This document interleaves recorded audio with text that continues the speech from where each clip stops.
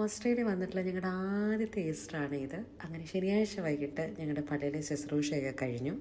പിറ്റേ ദിവസം രാവിലെ, അതായത് ഞായറാഴ്ച രാവിലെ ഈസ്റ്ററിൻ്റെ ദിവസം ഞങ്ങൾക്ക് ഞങ്ങളുടെ ചേച്ചിയുടെ ഒരു വീട്ടിലായിരുന്നു ബ്രേക്ക്ഫാസ്റ്റ്. അപ്പം ഞങ്ങൾ അങ്ങോട്ട് പോവുകയാണ്. നമ്മുടെ വീട്ടിൽ നിന്ന് ഏകദേശം ഒരു 15 മിനിറ്റ്സ് അങ്ങേയറ്റം അത്രയേ ഉള്ളൂ. നല്ല ഭംഗിയാണ് ആ ഒരു പരിസരവും വീടിനകവും എല്ലാം കാണാൻ. നമ്മൾ നാട്ടിൽ നിന്ന് മാറി നിൽക്കുവാണെങ്കിലും ഇതേപോലെ ഫ്രണ്ട്സ് ലൈക്ക് ഫാമിലി ഉണ്ടെങ്കിൽ എന്ത് മനോഹരമായിരിക്കും അല്ലേ. നന്നായിട്ട് മെയിൻറ്റെയിൻ ചെയ്യുന്ന നല്ല ഭംഗിയുള്ള വീട് കാണാൻ നമുക്ക് ശരിക്കൊരു അതിശയമായിരുന്നു.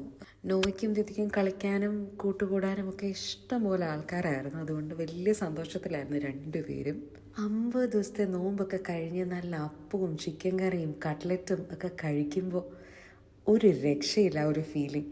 പിന്നെ അവിടുത്തെ മോൻ്റെ ബർത്ത്ഡേ ആയിരുന്നു. അങ്ങനെ കേക്കൊക്കെ കട്ട് ചെയ്ത് ഞങ്ങൾ പെയ്യെ അവരോട് ബൈ പറഞ്ഞ് അവിടെ നിന്ന് ഇറങ്ങി. അവിടെ നമ്മൾ നേരെ പോയത് കേമാർട്ടിലോട്ടാണ്. കുറച്ച് സാധനങ്ങളൊക്കെ വാങ്ങിക്കാനും ഇപ്പോഴും വീട് സെറ്റ് ചെയ്തുകൊണ്ടിരിക്കുന്നതേ ഉള്ളേ. വൈകിട്ടൊരു ചെറിയൊരു ഈസ്റ്റർ പാർട്ടി ഉണ്ടായിരുന്നേ, കുറച്ച് ഫ്രണ്ട്സൊക്കെ ആയിട്ട്. മുമ്പേ പറഞ്ഞ പോലെ ഫ്രണ്ട്സ് ലൈക്ക് ഫാമിലി ഉണ്ടെങ്കിൽ എന്താ അല്ലേ എൻ്റെ ഒരു മനോഹാരിത. എല്ലാവരും ഓരോരോ ഐറ്റം വെച്ച് ഉണ്ടാക്കിക്കൊണ്ട് വന്നു കേട്ടോ.